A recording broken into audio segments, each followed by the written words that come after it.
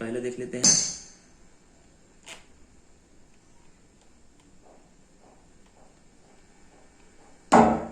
Volume अपने हिसाब से रख लेना यार सभी।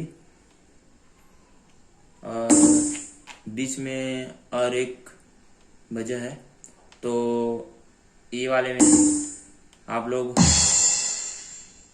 चिम्बल को हटा देना, कॉन्गो का यूज कर लेना, उसको बन जाएगा।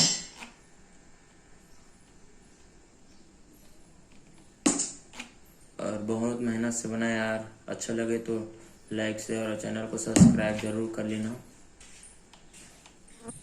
और अपने मनपसंद का कोई भी गाना, चलो अंदर क्रेडिट देख लेते हैं। गाना होगा तो कमेंट में जरूर बता देना यार, उसे भी बजाने का कोशिश करूँगा। और अपने दोस्तों के साथ शेयर जरूर कर देना।